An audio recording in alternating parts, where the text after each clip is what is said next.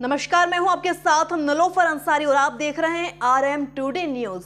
देश और दुनिया की तमाम बड़ी खबरों से अपडेट रहने के लिए देखते रहिए RM टुडे न्यूज। और हाँ, हमारी वीडियोस को लाइक व शेयर करना, साथ ही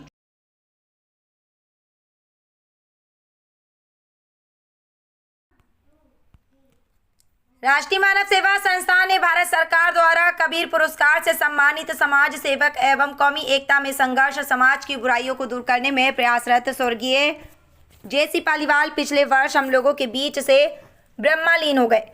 ऐसे महापुरुष JC पालीवाल को राष्ट्रीय मानव सेवा संस्थान याद करती है और याद करती रहेगी कि पुण्यतिथि पर जामुन और बेल का पेड़ ऑल इंडिया कल्चर एसोसिएशन के अध्यक्ष को अर्पित कर मनाई गई। पालीवाल जी ने समाज सुधारक, दीन दुखियों, गरीबों की सेवा में अपना जीवन अर्पित किया।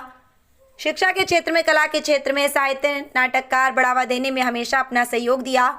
उनको शत शत नमन है। राष्ट्रीय मानव सेवा संस्थान की राष्ट्रीय अध्यक्ष बिंदु सक्सेना और राष्ट्रीय महामंत्री नरेंद्र पाल ने अपने पूरे संगठन के पदाधिकारी एवं सदस्यगणों के साथ पालीवाल जी के चित्र पर पुष्पांजलि अर्पित कर उनकी अच्छाइयों को समाज के समक्ष रखकर उनके जैसा आचरण करने का आग्रह किया।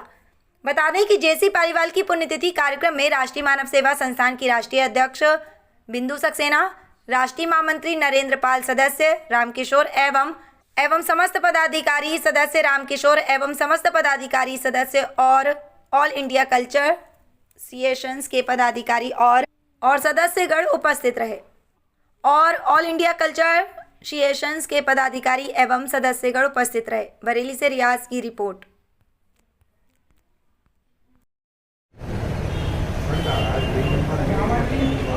बहुत ही परम और भाग्यशाली अपने आप को समझ रही हूँ कि ऐसी शख्सियत के बारे में कुछ कहने का अवसर मिल रहा है।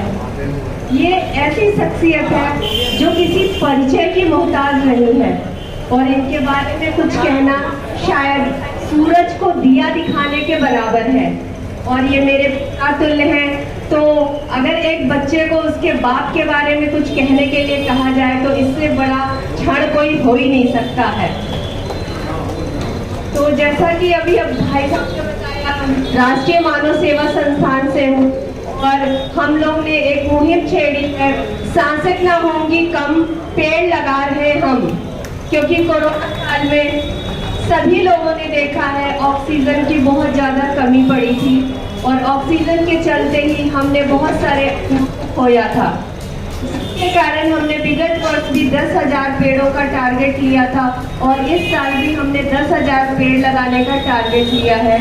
हमारी संस्था में जितने भी लोग हैं या हमसे जितने लोग जुड़े हैं या मुझे कहीं से इंफॉर्मेशन मिल जाए, तो अगर उनका जन्मदिन है, पूर्ण तिथि है या उनकी वैवाहिक वर्षगांठ है, हम एक पौधा उनको गिफ्ट करके और उनके हाथों वृक्षारोपण करवा के उनका कार्यक्रम बहुत ही अच्छे तरीके से मनाने का प्रयास करते हैं। और एक बात और बताना चाहूँगी, अभी कल ही मैंने अपने की पूर्ण तिथि मनाई थी, तो उनके भी याद में मैंने वृक्षारोपण करा था और ये पालीवाल जी की प्रथम पूर्ण तिथि है। तो मेरी संस्था की तरफ से उनके लिए जामुन और बेल का वृक्ष लेके आई हूँ मैं, और मैं चाहूँगी कि जितने भी लोग इस वृक्षारोपण में शामिल हो सके शामिल हो, ताकि जैसे जैसे ये पेड़ उदित हो, बढ़े, हमारे पालेपन सर हमारे दिलों में, हमारी सांसों में, हमारी यादों में, हमारी बातों में जिंदा रहे और हमें मार्गदर्शन देते रहे। अगर रंग मंच की बात करें तो टैलेंट सबके अंदर छिपा है, बस उभारने की जरूरत है।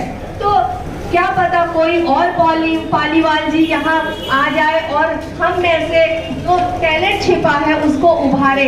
तो मैंने अपनी संस्था की तरफ कुछ दिन पहले अपील करी थी कि जो ये रंगमंच है इसे बढ़ावा देने का काम सरकार भी करे, ताकि जो छिपी हुई प्रतिभाएं हैं वो उभर के आए। क्योंकि अगर हम 60 के दशक में जाएं तो पहले थिएटर ही हुआ करते थे और जो रंगमंच थे वो अपनी छोटी छोटी कलाएं एक नाटक के माध्यम से, एक के माध्यम से ही करते थे। लेकिन जरूरी तो नहीं हर इंसान फिल्म सिटी में उतर जाए, क्योंकि फिल्म सिटी में उतरने के लिए बहुत सारे सेक्रीफाइस करने पड़ते हैं, बहुत सारे रिसोर्सों की जरूरत होती है और शायद बहुत सारे पैसों की भी जरूरत होती है। लेकिन उन लोगों का क्या दोष है जिनके अंदर प्रतिभाएं तो हैं लेकिन सोर्स नहीं है। तो ऐसे प्रतिभाओं को अगर हम रंगमंच देंगे तो शायद हम पालीवाल जी को सच्ची श्रद्धांजलि दे सकेंगे। तो मेरा आपसे एक बार फिर से आग्रह है कि सर ने जो हमें राह दिखाई है उस राह पे हम उनके जैसे तेज तो नहीं दौड़ सकते पर चल तो सकते हैं, और अगर हम धीरे धीरे ही चलेंगे तो मुझे पूर्ण भरोसा ही नहीं विश्वास है कि हम लोग उनको सच्ची श्रद्धांजलि दे पाएंगे और रंगमंच को एक ऐसी दुनिया पे पहुंचाएंगे कि लोग फिर से हमें रंगमंच की तरफ मोड़े।